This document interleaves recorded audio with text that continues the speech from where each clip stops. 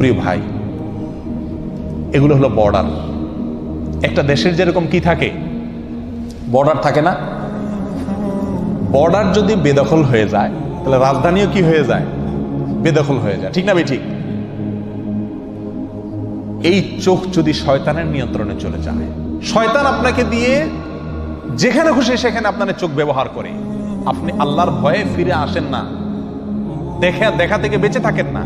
শয়তান আপনাকে বলে এই ইউটিউবের এই লিঙ্কে টিপ দে, এই যে এই মহিলা দেখ, এই যে এই ভিডিও দেখ, ফেসবুকের এটাতে টিপ দে, এই যে এটাতে টিপ দে, এই যে মহিলা গেল দেখ। শয়তান যেদিকে আমাকে টানে আমার চোখ সেদিকে চলে যায়। যদি এরকম হয়, যদি আমি এরকম কন্ট্রোলের বাহিরে হয়ে যাই, তাহলে কেমন যেন আমার শরীরের বর্ডার, এই চোখ, মুখ, কান, এগুলো আমার শরীরের কি রে ভাই? বর্ডার।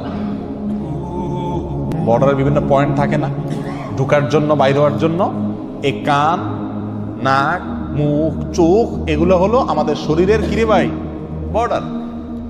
এই বর্ডারগুলো যদি শয়তানের নিয়ন্ত্রণে থাকে, এগুলোকে যদি শয়তান তার যেখানে খুশি সেখানে আমাকে দিয়ে ব্যবহার করায়, তাহলে আমার শরীরের যে রাজধানী অর্থাৎ কল্ব, আমার যে অন্তর, সেটা কার দখলে যাবে? শয়তানের দখলে যাবে।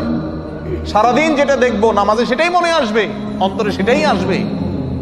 প্রিয় ভাই, এই চোখের গুনাহকে আমরা গুনাহ মনে করি না। এর একটা অন্যতম কারণ হলো এই গুনাহটা করা খুব সহজ।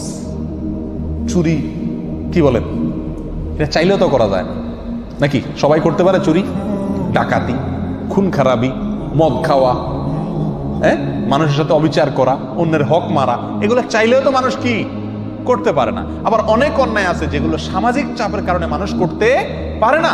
কিন্তু এই চোখ দিয়ে যে হারাম জিনিস দেখা, এটা আজকে এমন সহজ হয়ে গেছে যে কি নামাজি কি বেনামাজি, কি দাড়িয়ালা কি বেদাড়িয়ালা, কি ভালো মানুষ কি মন্দ মানুষ, মোবাইল হাতে আছে, ইন্টারনেটের কানেকশন আছে, যা খুশি তা দেখতে পারে, রিমোট হাতে আছে, যা খুশি তা দেখতে পারে, ঠিক না বেঠিক?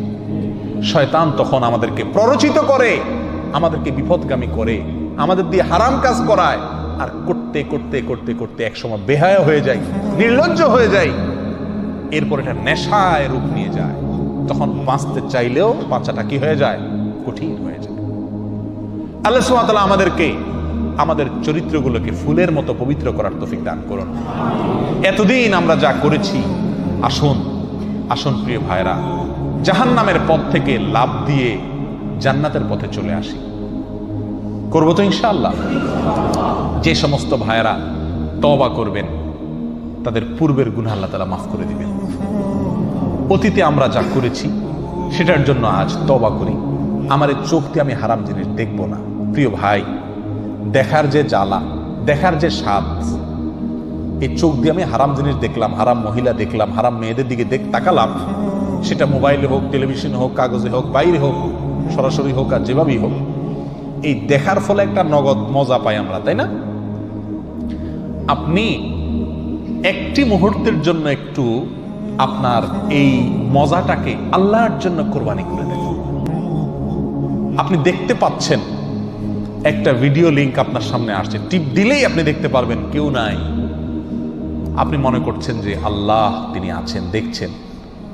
আল্লাহর ভয়ে আপনি ওখানে টিপ দিলেন না, ওটাকে ইগনোর করে চলে গেলেন। সঙ্গে সঙ্গে আপনি ইনশাআল্লাহ অন্তরের ভেতরে ঈমানি স্বাদ অনুভব করবেন। ঈমানি স্বাদ করে দেখেন।